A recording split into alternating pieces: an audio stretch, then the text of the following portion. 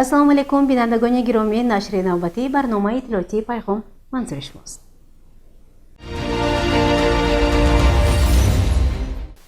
дар ҷалсаи ҳафтавори назди раиси шаҳри Панҷакент масъалаи шаҳру шаҳрдорӣ, тозагиву бунёдкорӣ ва хӯрамгардонӣ дар шаҳри босонии Панҷакент мавриди баррасӣ қарор гирифт.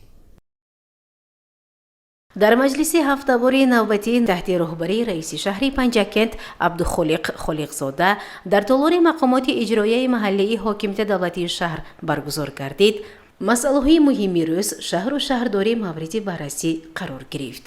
нахуст роҳбарияти мақомоти маҳаллӣ аз рафти корҳои иҷрошуда дар иншоотҳои ҷашние ки дар доираи таҷлили сазовори 35-мин солгарди истиқлоли давлатии ҷумҳурии Тоҷикистон мавриди истифода қарор хоҳанд гирифт, аз масъулин пурсон шуд. ҳамзамон раиси шаҳр Абдухолиқ Холиқзода ҷиҳати корҳои ободониву созандагӣ, бунёдкориву хӯрамгардонӣ ба тартиб даровардани ду шафати шоҳроҳ, тозаву озода ва рангу бор кардани кӯчаву хиёбон, инчунин манзилҳои истиқоматӣ, насб намудани шиору овеза ва лавҳаҳои электронӣ, чароғонкунии кӯчаву хиёбон, мунфарш намудани роҳҳо, бо оби нӯшокӣ ва полизӣ таъмин намудани сокинон, шиноидани гулҳои ороишӣ ва тозакориву зебогиҳо масъулон, роҳбарони корхонаву ташкилот, муассисаҳо вазифагузорӣ карда шуданд.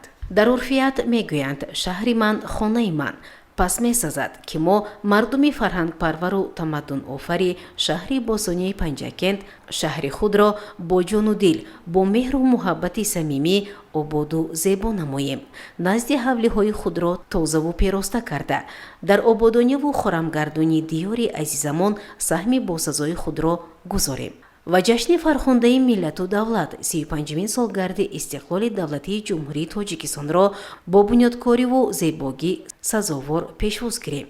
чунин иброз дошт раиси шаҳри Панҷакент Абдухолиқ Холиқзода дар рафти ҷаласаи ҳафтавор.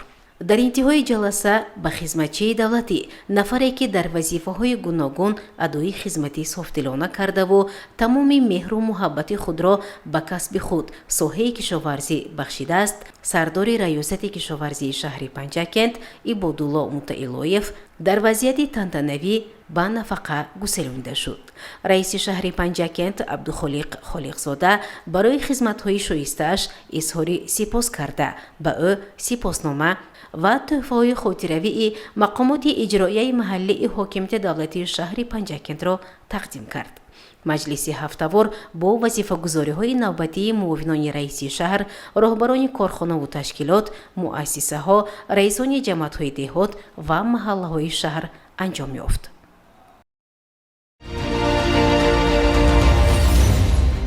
шаҳри босонии Панҷакент мизбони ҷаласаи ҷумҳуриявӣ анестезиологон ва реаниматологон гардид. идомаи ин мавзӯъ дар гузориши дигари барнома.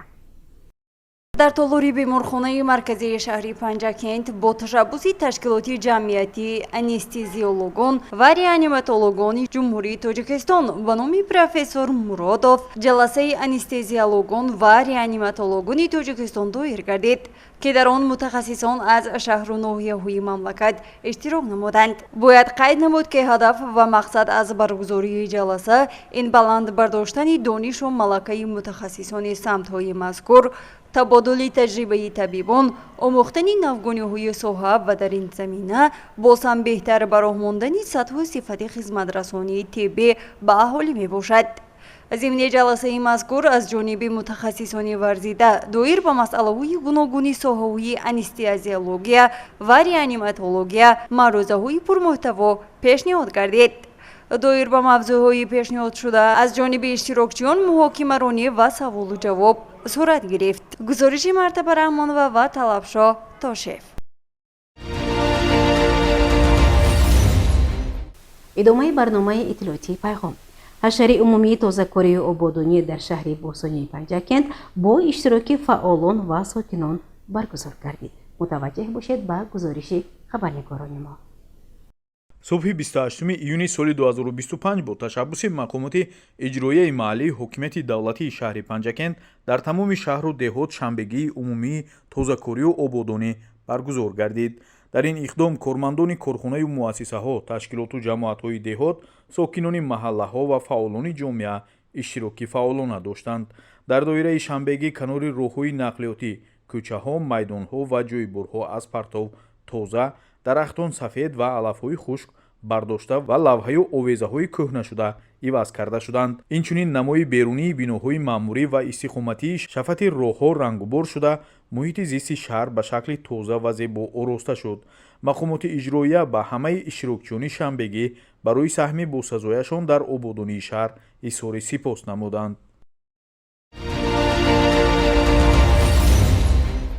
аз санаи 3 июни соли равон вуруд ба Федератсияи Русия танҳо бо QR-код иҷозат дода мешавад. мутаваҷҷеҳ бошед ба идомаи ин мавзӯъ. аз 3 июли соли 2025 бо қарори ҳукумати Федератсияи Русия қоидаҳои нави ба қайдгирии шаҳрвандони хориҷие ки ба Русия сафар мекунанд мавриди амал қарор мегиранд. ин низом барои шаҳрвандони кишварҳое ки бо Русия низоми бидуни раводид доранд, аз ҷумла Тоҷикистон татбиқ мешавад. пеш аз вуруд ба Русия шаҳрвандон бояд тавассути барномаи махсуси госуслуги RUID ба таври рақамӣ дархости электронӣ ирсол намоянд. баъди тасдиқи дархост ба шахс QR-коди махсус дода мешавад ки танҳо бо пешниҳоди он метавон ба қаламрави Русия ворид шуд. сабти дархост бояд на дертар аз 72 соат пеш аз сафар анҷом ёбад. дар ҳолати таъҷилӣ қабули дархост то 4 соат пеш аз парвоз низ иҷозат дода мешавад. маълумоти зарурӣ барои дархост: ном, насаб, маълумоти шиноснома, мақсади сафар, кор, таҳсил ё сайёҳӣ, суроғаи иқомат дар Русия, акс барои шакли электронӣ. киҳо истисноянд: кӯдакони то 6 сола, шаҳрвандони кишварҳое ки бо Русия низоми визавӣ доранд, дипломатҳо ва кормандони созмонҳои байналмилалӣ, шахсоне ки иҷозаи иқомати муваққатӣ ё доимӣ дар Русия доранд, шаҳрвандони ҷумҳурии Беларус. мақсад аз ин ташаббус ба гуфтаи мақомоти Русия танзими ҷараёни муҳоҷират, таъмини амният ва беҳтарсозии назорат аз болои вуруду хуруҷи шаҳрвандони хориҷист. тавсияи муҳим барои муҳоҷирон ва шаҳрвандони Тоҷикистон: пеш аз харидани чипта ва ташкили сафар ҳатман замимаи госуслуги RUID-ро насб намуда, дар он сабти онлайнӣ гузоред ва QR-коди тасдиқшударо бо худ гиред. дар акси ҳол ба шумо иҷозати вуруд ба қаламрави Русия дода намешавад. ин тадбир яке аз муҳимтарин қадамҳои сиёсати муҳоҷиратии Русия дар соли 2025 ба шумор меравад. дар варзишгоҳи марказии шаҳри Панҷакент байни дастаҳои Саразм ва Масчо мусобиқаи футбол баргузор гардид. футбол маъмултарин намуди варзиш дар рӯи олам мебошад ки мухлисону ҳаводоронаш хеле зиёданд.